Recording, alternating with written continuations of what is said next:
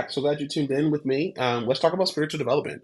So far in our videos, I've taken time to talk about what it means to, for the next 3 to 5 years, for us to take a look at the vision, the mission of the church, how we make known Niveleo as it is in heaven, and how we do that based upon Micah 6 and 8 to love, heal, serve, and build. The first video, I spoke about how I truly believe that one of the places of vision for God for us in our church is to have an additional 3,000 people in attendance to worship. We will create unforgettable experiences to deepen people's everyday relationship with Jesus by doing things that no one else is doing to reach those no one else is reaching. In Vallejo, to agree what's already in heaven. We make known to Vallejo as is in heaven, not from Sunday morning, but by encouraging people on Sunday morning to have everyday relationship with Jesus through weekday living. I'm curious to hear the tactics you have. We also mentioned about things about worship, how not worship is not what do we want heaven to sound like, but what does heaven sound like, and reflecting that in here, and how generations are important to our church, but they will not be the separations in our church. So let's talk about spiritual development. And I want to take time to talk about spiritual development as well as children. I think this would be two good places to engage with in this section. So let's talk about spiritual development. So first of all, I mentioned earlier about how spiritual development was a big movement in the early 2000s. Spiritual development was the movement was Sunday school and Bible study. And now the movement is small groups, right? I believe you're better in groups. But also, what's happened as I've been praying about this is taking a look at the world and understanding, like, God, what does spiritual development look like?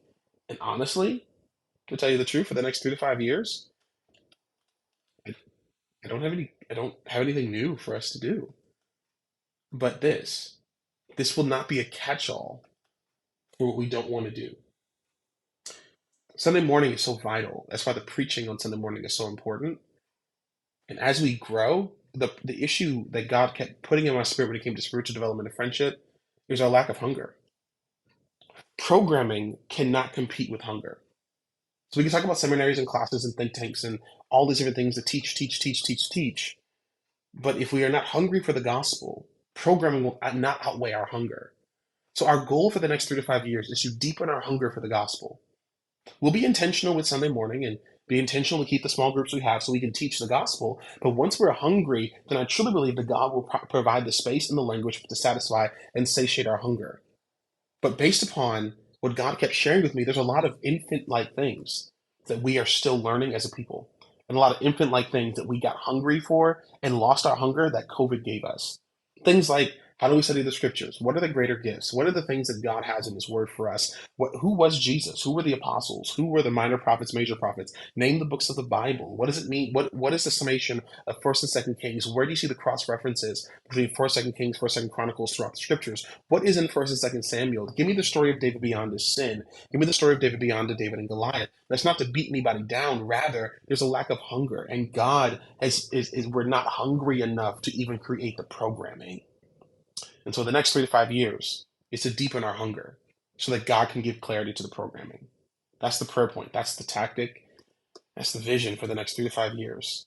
That God cannot give clarity to me about exactly what to do for spiritual development until we get hungry enough for him to even know that we'll come and satisfy it. So beyond that, I want to get into youth and children. Now, youth and children ministry for me and the picture we have here is the incubator for the future of friendship. That youth and children will learn the scriptures and not be in a babysitting program and how to apply them. So I cannot see the kids' church because to me they're part of the larger church. This space is not a desire to just throw our kids away. Rather, I want the children to lead what children's church looks like, to be a pliable, adaptable, moving, Christian-based space. God has not given me the clarity on it because I believe our children are the ones who are going to give that clarity, but our responsibility is to be prayerful for them so they can give us the clarity. So there we go for spiritual development. Kind of short and to the point. Let's get it done.